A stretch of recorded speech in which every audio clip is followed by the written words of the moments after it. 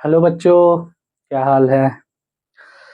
तो आज हम लोग बहुत ही इम्पोर्टेंट टॉपिक डिस्कस करेंगे। सीबीएसई बोर्ड 10th क्लास का, UP board English medium 10th class के लिए, और बहुत ही टफ चैप्टर ये लगता है आपको। तो आज मैं उस चैप्टर को एकदम इजी बना के छोड़ूंगा। और चैप्टर का नाम है करंट इलेक्ट्रिसिटी, या इलेक्ट्रिसिटी के नाम से आप जानते हैं। तो ज़्यादा टाइम बर्बाद ना करते हुए चलिए वीडियो को शुरू करते हैं। आपके प्यारे से चैनल कॉन्सेप्ट फिजिक्स पे मैं मयंक पांडे।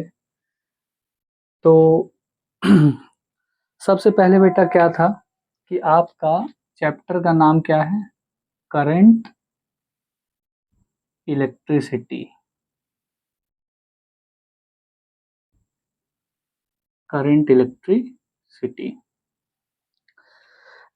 होता क्या है? इसमें टॉपिक्स कई पढ़ने हैं हम लोगों को, बट जो पहला टॉपिक है जहां से इसकी शुरुआत होती है वो होती है कहाँ से? चार्ज से। क्या होता है चार्ज?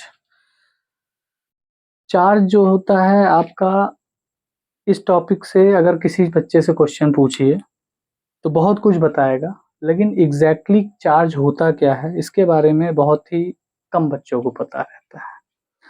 तो चार्ज होता क्या है, आज मैं आपको सारे कॉन्सेप्ट इसके क्लियर करता हूँ। स्टार्टिंग में क्या हुआ कि जे जे थॉमसन नाम के एक साइंटिस्ट थे जिन्होंने क्या किया था? इलेक्ट्रॉन की डिस्कवरी की। रदरफोर्ड साइंटिस्ट थे जिन्होंने किसका डिस्कवरी किया था? प्रोटॉन का डिस्कवरी किया था। उसमें गोल्डस्टीन का भी नाम आता है, नो डाउट। कुछ लोग गोल्डस्टीन को प्रेफर करते हैं, कुछ लोग रदरफोर्ड को प्रेफर करते हैं। तो एक्चुअली हुआ क्या कि जब इलेक्ट्रॉन की डिस्कवरी से पहले चार्ज का कोई नामो निशान नहीं था। इलेक्ट्रॉन जब डिस्कवर हुआ तो हमने दो इलेक्ट्रॉन्स को एक आसपास रख करके देखा। ये दोनों इलेक्ट्रॉन क्या कर रहे थे बेटा? रिपेल कर रहे थे। जब प्रोटॉन की डिस्कवरी हुई तो हमने दो प्रोटॉन्स को एक दूसरे के आसपास रख के देखा। ये भी क्या करेंगे? क्या करेंगे? रिपेल करेंगे। और चार्ज के पहले जो नॉन कांटेक्ट फोर्स था, नॉन कांटेक्ट का मतलब क्या होता है? जिन फोर्सेस को लगने के लिए कांटेक्ट में आने, बॉडी कांटेक्ट में आए जरूरी नहीं है, बिना कांटेक्ट में आए भी फोर्स अप्लाई किया जा सके, ऐसे फोर्सेस को नॉन कांटेक्ट फोर्स कहते हैं। तो इस डिस्कवरी के पहले जो नॉन कांटेक्ट फोर्सेस थे उसमें सिर्फ एक ग्रेविटेशन का नाम आता था। और ग्रेविटेशन क्या होता था? दो मास ऑब्जेक्ट्स को जब आप किसी पॉइंट पर रख दें तो उनके बीच में एक अट्रैक्टिव फोर्स जनरेट होने लगता था। यानी ये ऑब्जेक्ट इसकी तरफ, इसको अपनी तरफ खींचता था, और ये ऑब्जेक्ट इसको अपनी तरफ खींचता था। सिंपल सी बात है। यहां लेकिन क्या हो रहा है बेटा? रिपल्शन। ग्रेविटेशन के केस में क्या हो रहा था? अट्रैक्शन। तो इन दोनों फिनोमेना से एक बात तो क्लियर हो गई कि इनके बीच में ग्रेविटेशन फोर्स तो नहीं लग रहा है, क्योंकि ग्रेविटेशन फोर्स लगता तो अट्रैक्शन होता। इनके बीच में कैसा फोर्स लग रहा है? रिपल्शन का लग रहा है। तो ग्रेविटेशन तो हो नहीं सकता। तब यहाँ पे बात आई कि यहाँ पे यार कोई दूसरा फोर्स लग रहा है, कोई अदर फोर्स अप्लाई हो रहा है। अब वो अदर फोर्स, जैसे यहाँ पे ग्रेविटेशन में जो फोर्स अप्लाई हो रहा था वो तो न्यूटन भाई साहब ने लॉ दिया था आपका कि मास पे डिपेंड करेगा। Gravitation is due to mass. Gravitation किसकी वजह से अप्लाई होता है? मास की वजह से। तो यहाँ भी कोई ना कोई फैक्टर काम कर रहा होगा जिसकी वजह से क्या होगा कि ये फोर्स अप्लाई हो रहा है। अब मास क्या होता है? Amount of substance of a body. एक टाइप का प्रॉपर्टी तो होती है, अगर कोई चीज पार्टिकल है, कोई चीज है, तो उसके अंदर मास जरूर होगा। This is a property of a matter. तो इसी तरीके से इलेक्ट्रॉन और प्रोटॉन के ऊपर भी एक प्रॉपर्टी पाई जाती है जिसको क्या नाम दिया गया? चार्ज नाम दिया गया।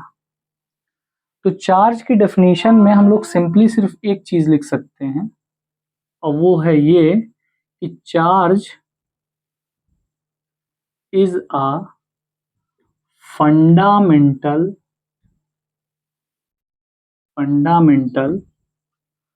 Physical property of a matter, physical property of a matter.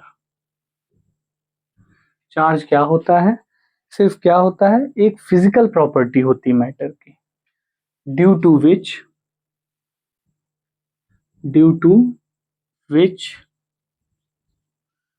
To same kind of charges repel each other. अब यहाँ पर रिपेल की बात क्यों की गई? यहाँ पर रिपेल की बात इसलिए की गई क्योंकि अट्रैक्शन तो ग्रेविटेशन की वजह से भी होता है, लेकिन रिपल्शन सिर्फ और सिर्फ किसकी वजह से होगा? चार्ज की प्रॉपर्टी की वजह से होगा। तो इलेक्ट्रॉन और प्रोटॉन पर जो प्रॉपर्टी पाई गई उसे क्या नाम दिया गया? चार्ज नाम दिया गया। ठीक है, अब जैसे ये प्रॉपर्टी पाई किस पे जाती थी? फंडामेंटल पार्टिकल्स पर, particles like electron, proton, alpha particle etcetera, और भी बहुत ढेर सारे हैं, बट उसके बारे में हम लोग फर्दर डिस्कस करेंगे कभी। तो ये पूरी कहानी थी चार्ज की डिस्कवरी पे। अब बात आती है कि यार जब चार्ज होता है तो चार्ज की यूनिट भी कुछ होगी। चार्ज एक टाइप का फिजिकल क्वांटिटी है जिसको हम लोग क्या कर सकते हैं? मेजर कर सकते हैं। अब फिजिकल क्वांटिटी क्या होते हैं? फिजिकल क्वांटिटी उन क्वांटिटीज को कहा जाता है जिनको हम न्यूमेरिकल वैल्यू में शो कर सकें, जिनको रिप्रेजेंट कर सकें न्यूमेरिकल वैल्यू, जिसको हम काउंट कर सकें। तो फिजिकल क्वांटिटी का मतलब जैसे हम क्या है, हम अगर आप चाहें कि अपना इमोशन आप काउंट कर दें, नहीं कर सकते। हम अपना एंगर काउंट कर दें, नहीं कर सकते। ठीक है, तो काउंट, जो चीजें काउंट हो सकती हैं उन्हीं को हम लोग फिजिकल क्वांटिटी कहते हैं। ठीक है, अब बात आती है कि यहाँ पर जो चार्ज है, जैसे इलेक्ट्रॉन है, प्रोटॉन है, इनके ऊपर चार्ज की कुछ वैल्यू होगी और उन वैल्यूज के अपना एक क्या होगा? यूनिट भी होगा। तो हुआ क्या, बहुत प्रोसीजर के बाद, बहुत एक्सपेरिमेंट्स के बाद थॉमसन साहब ने इलेक्ट्रॉन पर चार्ज की वैल्यू बताई 1.6 इंटू 10⁻⁹ कूलाम। अब यहाँ पे ये क्या है बेटा? ये चार्ज की वैल्यू है, यानी मैग्नीट्यूड है। मैग्नीट्यूड का मतलब जो न्यूमेरिकल वैल्यू होता है उसको मैग्नीट्यूड कहते हैं। और ये क्या है बेटा? यूनिट है। यूनिट मींस जिसमें हम इसको मेजर करते हैं, तो इसको क्या कहा गया? कूलाम कहा गया। ठीक है, इसी तरीके से प्रोटॉन पर भी कितना चार्ज था? 1.6 इंटू 10⁻⁹ कूलाम। इस पे भी क्या हुआ? मैग्नीट्यूड। ये भी क्या है? मैग्नीट्यूड ही है। और ये क्या है? यूनिट है इसकी। सिंपल सी बात है, कोई बहुत ज्यादा कॉम्प्लेक्स नहीं है। ठीक है, इतनी बात हो गई। इसके बाद हमारे दिमाग में खुराफात आई, यार एक इलेक्ट्रॉन और एक प्रोटॉन को रखेंगे तो क्या होगा? अब हमने क्या किया, एक इलेक्ट्रॉन रखा और एक प्रोटॉन रखा, तो देखा यार अब ये रिपेल करने लगे। अब ये रिपेल करने सॉरी, अब ये अट्रैक्ट करने लगे। सॉरी, ध्यान कहीं और चला गया था। तो अब ये क्या करने लगे? अट्रैक्ट करने लगे। तो अट्रैक्ट करने की मतलब क्या हुआ? यार जैसा चार्ज इलेक्ट्रॉन और इलेक्ट्रॉन के बीच में था, सेम काइंड ऑफ चार्ज, जो चार्जेस, जिस टाइप का चार्ज इलेक्ट्रॉन पर होगा उसी टाइप का चार्ज दूसरे भी इलेक्ट्रॉन पे होगा। तो सेम काइंड ऑफ चार्जेस क्या करते हैं? रिपेल करते हैं। और ये जो प्रोटॉन है और ये जो इलेक्ट्रॉन है, इस पे अदर टाइप के चार्जेस हैं।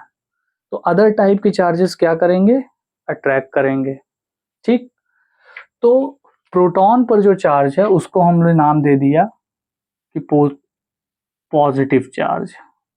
हमने क्या ले लिया? एक एजम्पशन ले लिया कि भाई प्रोटॉन पे जो चार्ज है उसको हम पॉजिटिव चार्ज मान लेंगे। तो positive charge on proton and negative charge on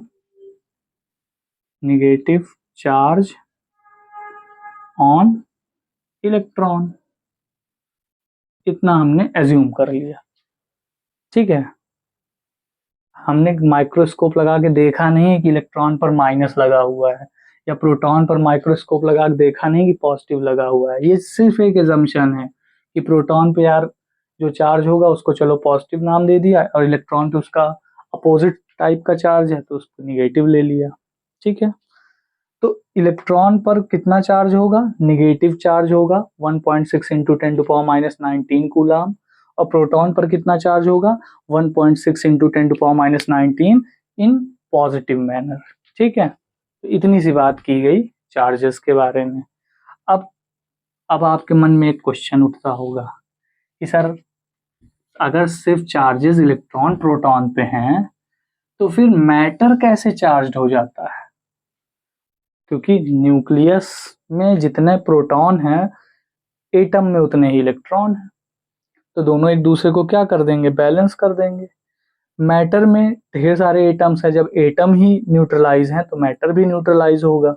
लेकिन कुछ चीजें होती हैं जो चार्ज की प्रॉपर्टी शो करती है, जैसे आप अपने बालों को स्केल से रब करते हैं तो स्केल क्या हो जाने लगता है, चार्ज हो जाता है, ठीक है। स्मॉल पीसेज ऑफ पेपर को अट्रैक्ट करने लगता है।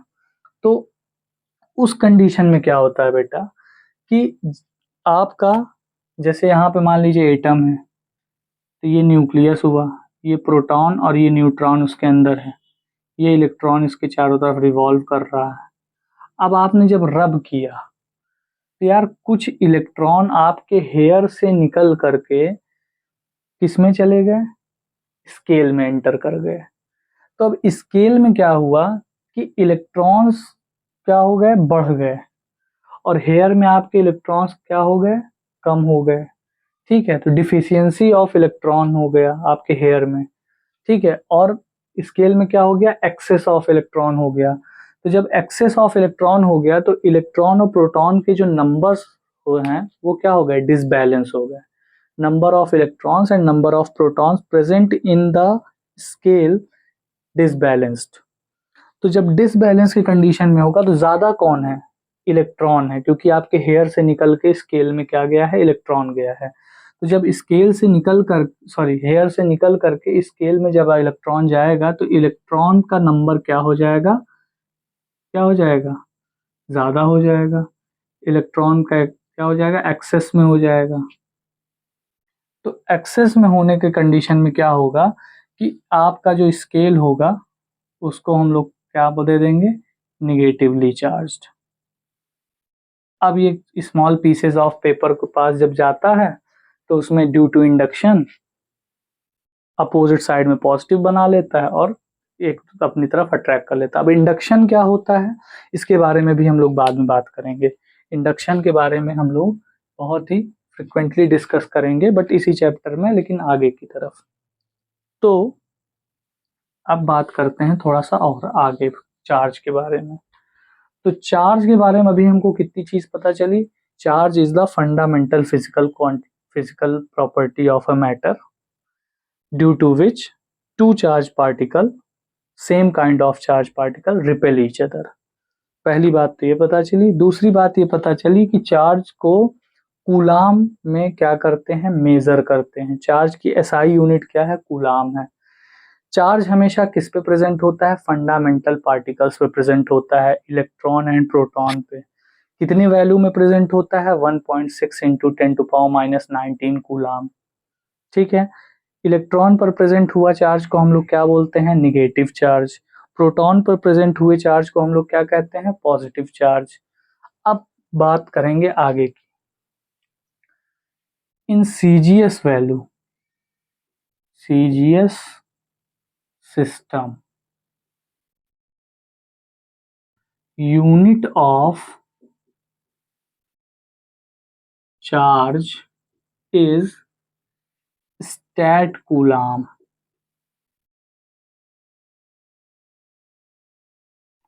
ठीक है। सीजीएस यूनिट में क्या है, स्टैट कूलाम। क्लियर है, ठीक। इतना आपको क्लियर होगा आई थिंक। अब बात करते हैं थोड़ा सा आगे की। अब बात करेंगे दूसरी बात, properties of charge. Properties of charge. तो बेटा चार्ज क्या करता है, कुछ प्रॉपर्टीज को शो करता है। जैसे पहला प्रॉपर्टी इसका क्या है, number 1 conservation of charge.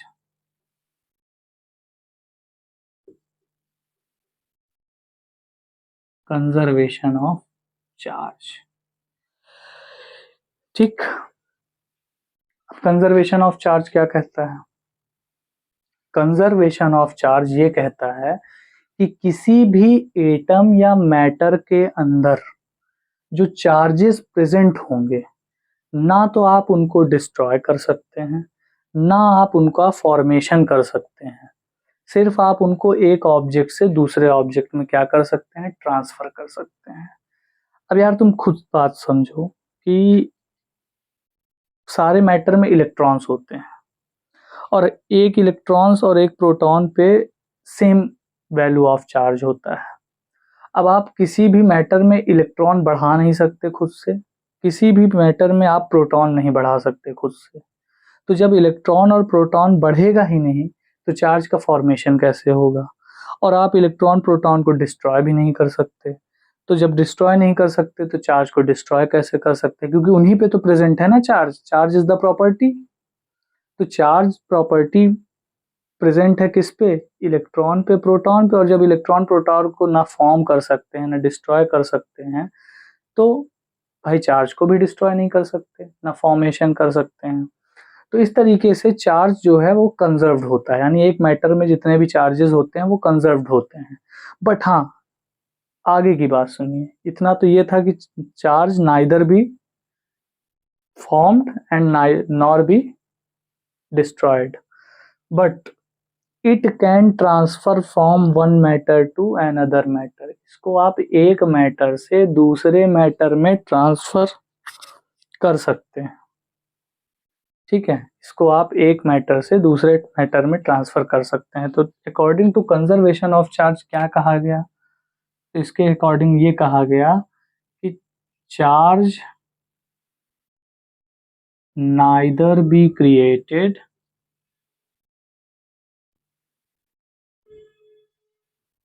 nor be destroyed,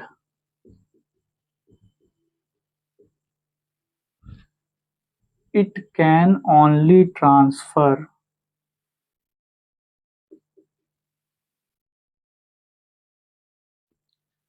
one matter to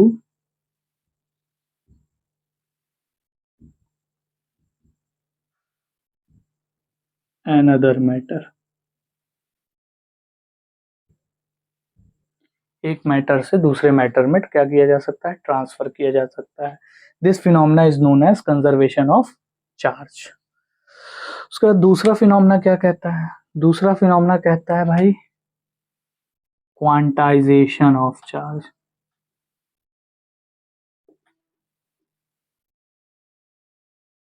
दूसरा फिनोमेना क्या कहा जाता है, quantization of charge. Quantization of charge क्या कहता है, जब आप एक चार्ज को, जब आप कुछ चार्जेस को एक मैटर से दूसरे मैटर में ट्रांसफर करेंगे, तो ओरिजिनली क्या होगा कि चार्ज ट्रांसफर होगा in form of fundamental particle. भाई चार्ज ट्रांसफर कैसे होगा, जब आप इलेक्ट्रॉन को ट्रांसफर करेंगे या प्रोटॉन को ट्रांसफर करेंगे, तो चार्ज को जब एक मैटर से दूसरे मैटर पे ट्रांसफर करेंगे तो वो हमेशा मल्टीपल ऑफ फंडामेंटल पार्टिकल के फॉर्म में चार्ज ट्रांसफर होगा। कहने का मतलब ये है कि अगर आप 10 इलेक्ट्रॉन्स को एक डब्बे में से निकाल करके दूसरे डब्बे में डाल देंगे तो कितना चार्ज ट्रांसफर किया, 10 into charge on one electron.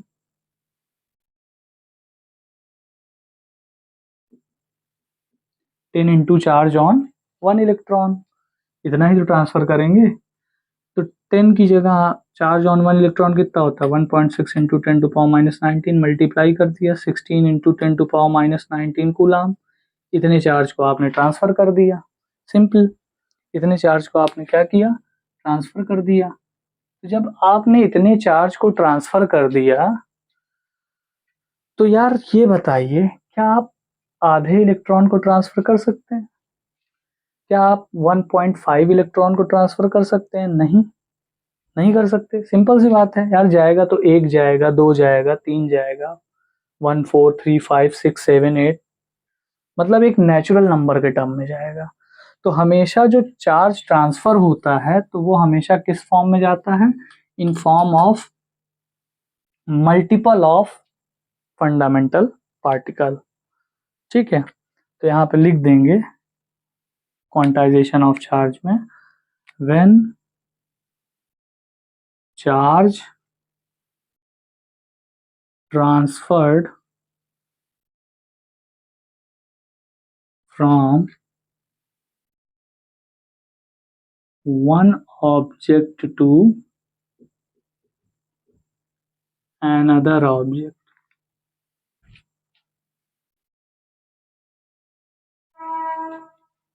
when charge transfer from one object to another object, then it transfer in form of fundamental particles, in form of fundamental particles, and it always follow the rule of integral multiple of integral multiple of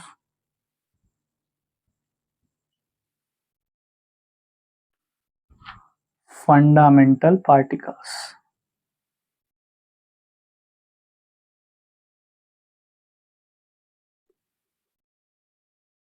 fundamental particles.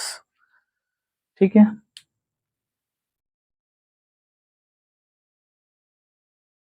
Okay. I just seen that कि video में ये lines तिरछी जा रही हैं।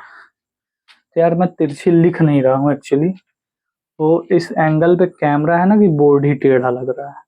ठीक है, थोड़ा सा प्रॉब्लम्स हैं, बट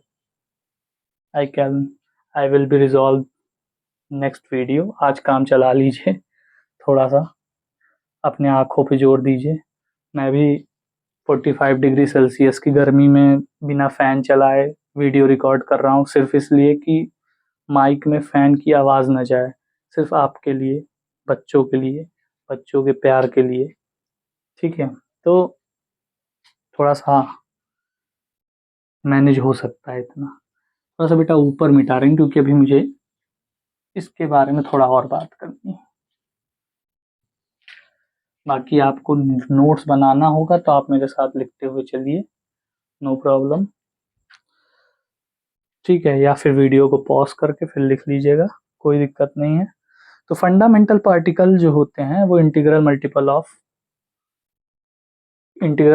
ऑफ फंडामेंटल पार्टिकल्स के फॉर्म में चार्जेस हमेशा क्या करते हैं, एक ऑब्जेक्ट से दूसरे ऑब्जेक्ट में फ्लो करते हैं। अब क्या होगा, मान लेते हैं लेट स्मॉल n इलेक्ट्रॉन्स या fundamental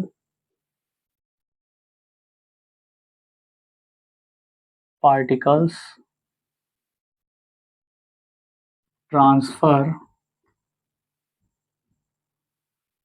from one object to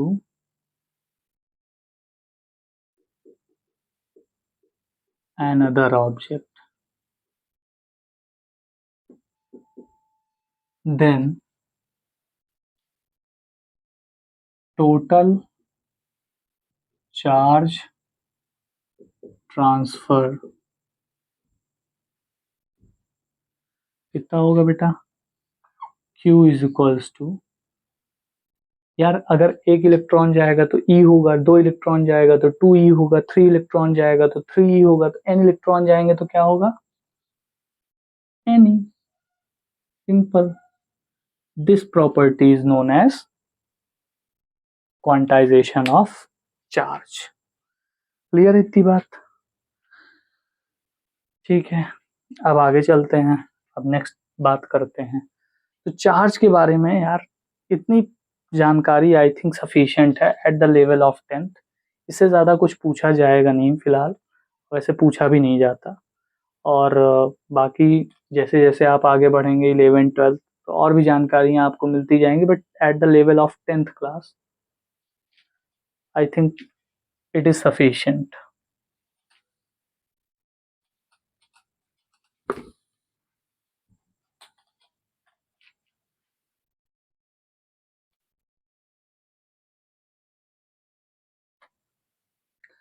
अब बात करते हैं नेक्स्ट. नेक्स्ट जो टॉपिक है वो है electric current. Electric current. Electric current क्या होता है बेटा?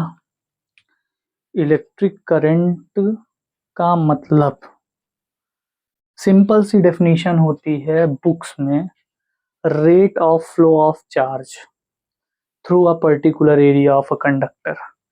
रट लेते हैं आप. रटना नहीं है, समझना है. कैसे समझना है? देखिए यार, करंट दौड़ता किस में है? कंडक्टर में, वायर में. ये मैंने एक वायर ले लिया मोटा सा. ठीक. अब जब इस वायर को मैं किसी बैटरी से कनेक्ट करूंगा या फिर किसी सोर्स से कनेक्ट करूंगा जहां पर इलेक्ट्रिक एनर्जी हो, तो इलेक्ट्रिक एनर्जी पाते ही इसके अंदर जो इलेक्ट्रॉन्स होते हैं, मेटल्स में क्या होते हैं, ये जो इलेक्ट्रॉन्स होते हैं इन्हें फ्री इलेक्ट्रॉन्स कहा जाता है. और इनको फ्री इलेक्ट्रॉन सिर्फ इसलिए कहा जाता है क्योंकि ये मूव कर सकते हैं in presence of electric field, और in presence of potential difference, और in presence of electric source. when you connect the conductor at any external source of electricity या इलेक्ट्रिक एनर्जी, तो ये इलेक्ट्रॉन क्या करेंगे? The electrons are free to move. That's why we call them free electron और movable electron या valence electron. 3 नाम होते हैं इनके, जो भी आप दे दीजिए. तो ये इलेक्ट्रॉन क्या करते हैं? मूव करने लगेंगे एक फिक्स डायरेक्शन में. अभी तक क्या थे ये? जब तक आप बैटरी कनेक्ट नहीं करोगे या सोर्स से नहीं जोड़ोगे तो ये रैंडम मोशन में रहते हैं, जस्ट लाइक जैसे एयर के पार्टिकल आपके मोशन करते रहते हैं इधर उधर. लेकिन जैसे ही आप बैटरी कनेक्ट करोगे ये एक डायरेक्शन में फ्लो करने लगे.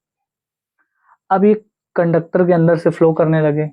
मैंने यहाँ पर क्या किया, इसका एक क्रॉस सेक्शन एरिया मान लिया इस कंडक्टर का. यार सिंपल सी बात है, जैसे ये मार्कर है, इसको अगर आप एक वायर मान लीजिए तो इसके अंदर रहने वाले जितने इलेक्ट्रॉन्स हैं इसको बैटरी से कनेक्ट करोगे तो इलेक्ट्रॉन्स एक डायरेक्शन में मूव करने लगेंगे. अब यहाँ पर ये जो क्रॉस सेक्शन एरिया है पर्टिकुलर, कोई भी क्रॉस सेक्शन एरिया किसी भी पॉइंट पर पूरी जगह पे, एक पर्टिकुलर क्रॉस सेक्शन एरिया से 1 सेकंड में कितना चार्ज फ्लो कर गया? चार्ज बोला है मैंने, नंबर ऑफ इलेक्ट्रॉन नहीं बोला है. कितना चार्ज फ्लो कर गया 1 सेकंड में, 1 सेकंड, वही क्या कहलाता है? इलेक्ट्रिक करंट कहलाता है. ठीक. मान लेते हैं जस्ट फॉर एग्जांपल, यार एक पर्टिकुलर एरिया से 1 सेकंड में 10 इलेक्ट्रॉन फ्लो कर गए. ठीक है, मान लेते हैं 10 इलेक्ट्रॉन फ्लो कर गए, तो करंट कितना होगा? 10? नहीं, करंट 10 नहीं होगा.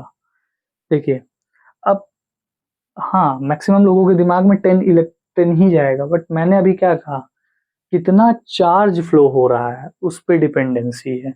Not a it is not depend on the number of electron. तो चार्ज कितना ट्रांसफर हो रहा है ये पता करने के लिए आपको क्या करना पड़ेगा? पहले देखना पड़ेगा कितना चार्ज ट्रांसफर हो रहा है. Q is equals to N E. तो n कितना है बेटा, 10 इलेक्ट्रॉन है। एक इलेक्ट्रॉन पर कितना चार्ज, 1.6 इंटू 10⁻19। तो भैया इसको मल्टीप्लाई कर दिया, 16 इंटू 10⁻19 कूलाम। इतना चार्ज फ्लो कर रहा है। तो इतना चार्ज फ्लो कर रहा है तो आप करंट की वैल्यू भी क्या होगी, 10 हो जाएगी। ठीक, सिंपल सी बात है। सॉरी 10 नहीं, क्या बोल रहा हूँ, 16 इंटू 10⁻19 हो जाएगी। इतना करंट फ्लो कर जाएगा। ठीक है, जितना आपका चार्ज की वैल्यू आई 1 सेकेंड में। अच्छा चलो ठीक है, इतनी बात तो आपको समझ में आ गई कि भाई जितना चार्ज फ्लो होगा उतना ही करंट फ्लो करेगा। लेकिन यार अगर मैं यही कहूं कि इतना इलेक्ट्रॉन 10 सेकेंड में फ्लो कर रहा है, तब आप करंट की वैल्यू कैसे निकालेंगे? तब आप करंट की वैल्यू इस तरीके से निकालेंगे, क्योंकि करंट की वैल्यू मैंने क्या बताया कि करंट क्या होता है, 1 सेकेंड में फ्लो होने वाले चार्ज। अब कोई चार्ज अगर 10 सेकेंड में फ्लो हुआ है तो 1 सेकेंड में कितना चार्ज फ्लो होगा, उसको 10 से डिवाइड कर देंगे। तो होगा क्या कि टोटल चार्ज, उसको डिवाइड कर दिया किससे, टाइम से। यानी करंट को मैं इस तरीके से डिफाइन कर सकता हूँ कि टोटल जो चार्ज होगा उसको जब हम टाइम से डिवाइड करेंगे, जितना चार्ज फ्लो कर गया है एक पर्टिकुलर एरिया से, उसमें जब हम टाइम का डिवाइड कर देंगे तो हमको करंट मिल जाएगा। क्लियर है बात? इसी को क्या कहा जाता है, इलेक्ट्रिक करंट कहा जाता है। अब इसकी अगर डेफिनेशन की बात किया जाए तो क्या लिखेंगे, मान लीजिए एग्जाम में डेफिनेशन भी लिखने के लिए आता है, तो आप लिखेंगे rate of flow of charge through a particular area of a conductor is known as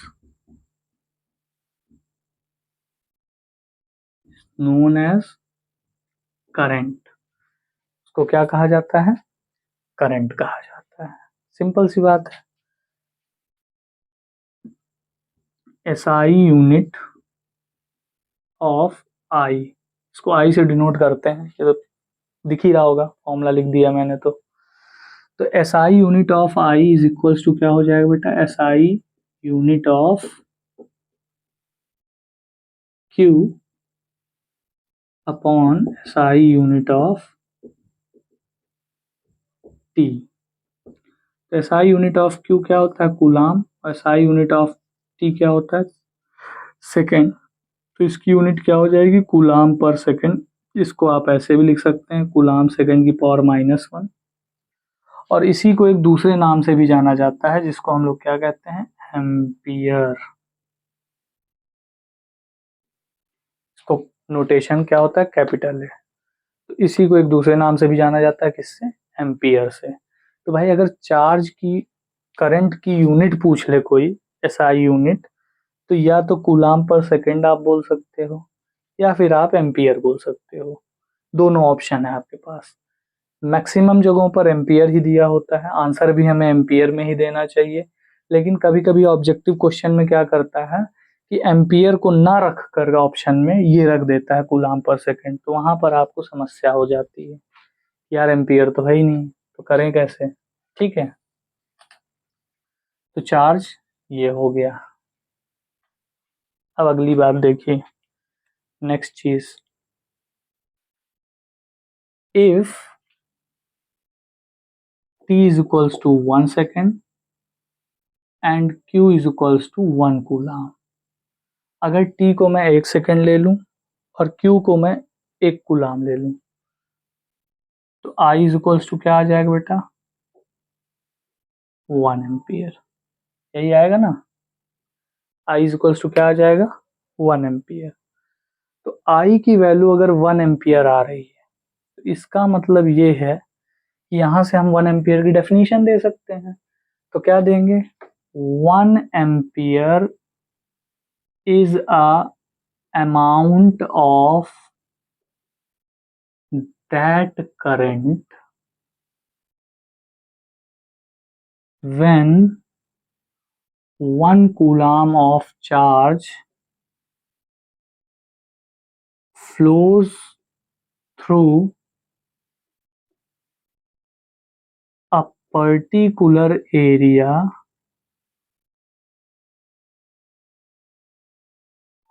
of a conductor in 1 second. तो 1 सेकेंड में कितना चार्ज, या सॉरी 1 सेकेंड में अगर 1 कूलाम चार्ज फ्लो कर गया है किसी पर्टिकुलर कंडक्टर से, तो उसमें फ्लो होने वाला करंट क्या कहलाएगा? 1 एम्पियर, यानी 1 एम्पियर कहलाएगा। ठीक, तो ये बात हुई इलेक्ट्रिक करंट की। क्लियर है इतनी बात? तो ये हो गया इलेक्ट्रिक करंट, यूनिट हो गया, फॉर्मूला हो गया। ठीक है। अच्छा, एक फॉर्मूला यहाँ और आप ऐड कर सकते हो, Q इज इक्वल्स टू क्या होता है? N अपॉन टी भी किया जा सकता है। I is equals to NE upon T. ठीक है, ये भी लगाया जा सकता है। अब एक क्वेश्चन कर लेते हैं जिससे हमको ये सारे टॉपिक क्लियर हो जाए। चलिए एक क्वेश्चन लगाते हैं।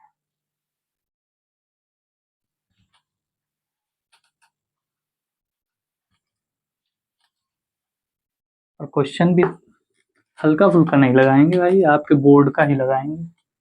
CBSE 2013 में क्वेश्चन आया हुआ था। ठीक है, तो पहले क्वेश्चन लिखते हैं। कह रहा है 16 ampere of current flows through a particular area of conductor,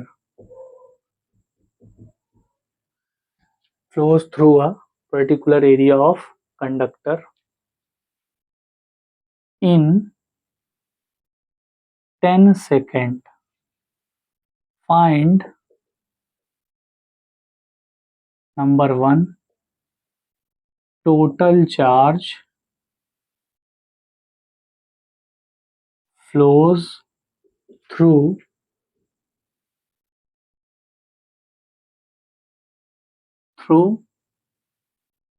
an area of conductor, and number 2 number of electrons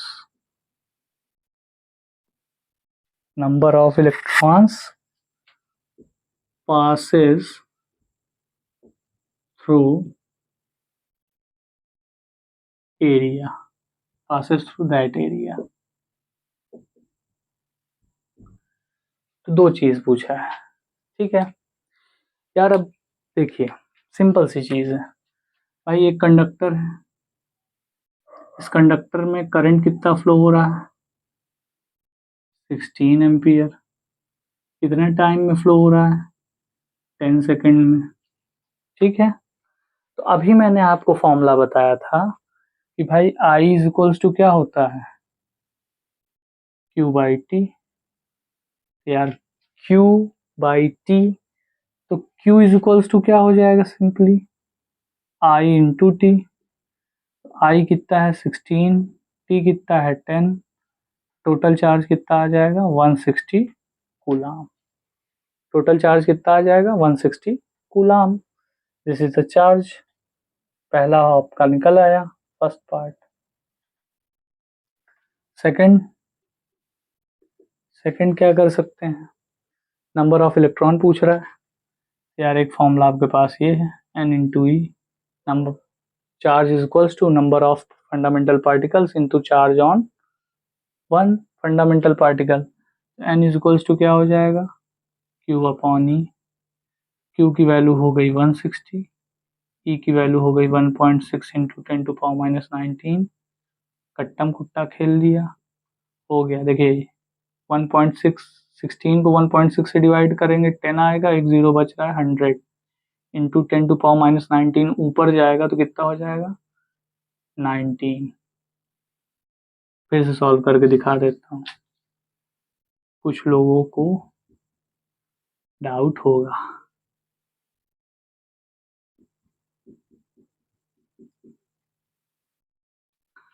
चलिए यहाँ पे पॉइंट हटाया, 0 बढ़ गया, 16 से 16 कट गया, कितना बचा बेटा 100/10⁻⁻19।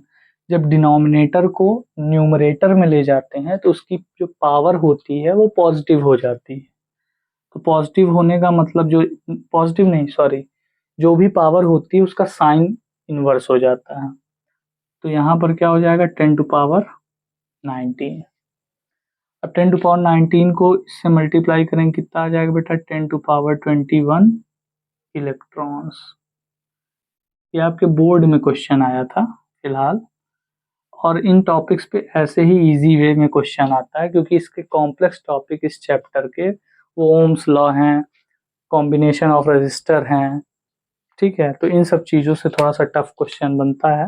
बाकी इन सब टॉपिक्स से ऐसे सिंपल क्वेश्चन बनते हैं टुच्चे टुच्चे, जिसको कोई भी लगा दे। तो अभी टेंशन मत लीजिएगा। फिलहाल आज के लेक्चर में मुझे सिर्फ चार्ज और इलेक्ट्रिक करंट के बारे में बताना था। तो जितना मैंने बताया और एक क्वेश्चन लगा करके आपका कॉन्सेप्ट क्लियर हो गया होगा। अब आप वीडियोस को देखें, पहले तो इस वीडियो को देखें, फिर आगे आने वाले स्टिल वीडियोस को देखें। और अगर आपको वीडियोस पसंद आते हैं, पढ़ाने का तरीका पसंद आता है और आपको लगता है कि इस तरीके से अभी तक किसी ने नहीं समझाया होगा, तो आप चैनल को सब्सक्राइब कर लीजिएगा, मुझे थोड़ा सा प्यार दे दीजिएगा। कमेंट में आप अपने रिव्यूज़ दे दीजिएगा, कैसा पढ़ चल रहा है, समझ में आ रहा है नहीं आ रहा है, कोई प्रॉब्लम हो, कोई सजेशन हो कि सर ऐसे पढ़ाइए ज़्यादा बेटर है, तो सारी चीज़ें आपके लिए उपलब्ध हैं, आप कर सकते हैं। बाकी धन्यवाद, नमस्कार, ईश्वर आपको सफल बनाए, बस यही कामना है।